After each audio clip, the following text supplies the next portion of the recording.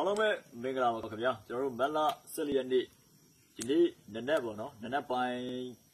7နာရီမိနစ်40လောက်မှာကျွန်တော်တို့ချောင်းတောင်စစ်စေးရေးဂိတ်ကိုကျွန်တော်တို့ရေဘူးတက်ဖွဲ့နေပြီးတော့ဝင်ရောက်ပစ်ခတ်တာဖြစ်ပါတယ်ခင်ဗျာကျွန်တော်တို့ဝင်ရောက်ပစ်ခတ်ရမှာကျွန်တော်တို့မရှင်ပုံစံမျိုးနဲ့ပဲဒီတိုက်ပွဲကိုပေါ်ဆောင်ပြီးတော့ကျွန်တော်လျှက်ပြက်အနေနဲ့ဝင်ပစ်တယ်ဝင်ပစ်တော့ကျွန်တော်တို့အရင်ဦးတယ်ပေါ့နော်ကျွန်တော်တို့အရင်ဦးတယ်ကျွန်တော်တို့အရင်ပြစ်ခွေးရတယ်ပြစ်ခွေးရတော့ကားလမ်းမောင်းပေါ်မှာပဲ4-5-6ရောက်လောက်ကိုကျွန်တော်တို့ပပိုင်းနိုင်ပြစ်ချနိုင်ခဲ့တယ်ကျွန်တော်တို့ဆုတ်လန်းကိုလည်းအကောင်ဆုံးပြန်လဲဆုတ်ခွာခဲ့တဲ့အချိန်မှာကျွန်တော်တို့ဘက်ကတူကဒဏ်ရာရရှိသွားတာဖြစ်ပါတယ်ကျွန်တော်တို့တူကဟိုကနေအဝေးကနေလှမ်းပစ်လိုက်ခဲ့တဲ့ကြီးကြောင့်လက်မှာထိသွားတယ်ပေါ့နော်ကျွန်တော်ဘက်ကတယောက်ထိတယ်ရန်သူဘက်ကကြတော့2ဦးတည်တယ်လို့ကျွန်တော်ကြားတယ်2ဦးကြတယ်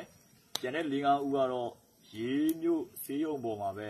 ဒဏ်ရာပြင်းထန်နေတယ်လို့ကျွန်တော်တို့တင်အတိအကျရတာတော့ပေါ့နော်ကျွန်တော်တို့ဒီစစ်စင်ရေးကိုကျွန်တော်တို့ဘလူးနေမဲ့လမ်းစစ်စင်ရေးကိုကျွန်တော်တို့မွန်ပြည်နယ်မှာဒီနေ့ညနေမှာပဲအကောင့်ထဲပေါ်လိုက်တာဖြစ်ပါတယ်ကျွန်တော်တို့ဒီနေ့ကနေစပြီးတော့ရက်ကပြက်မရှိကျွန်တော်တို့တိုက်ပွဲတွေပေါ်ဆောင်သွားဖို့ရှိတယ်ပြည်သူလူထုအနေနဲ့အသွားလာတွေဆင်ခြင်ပေးကြပါကျွန်တော်တို့နဲ့ပေါင်းဝင်ပူးပေါင်းပေးကြပါကျွန်တော်တို့အခုထုတ်ပြန်ချက်ကိုပေါ့နော်မြင်တွေ့ပြောရလို့ရှိရင်လည်း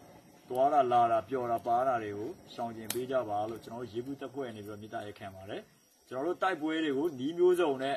အကောင်းဆုံးဖြစ်အောင်မွန်ပြည်နယ်ထဲမှာဆောင်ရွက်သွားမယ်လို့ပြည်သူလူထုကိုဂရုတစ္ဆာပြုပါတယ်ခင်ဗျာရေတော်ဘုံပါပြီ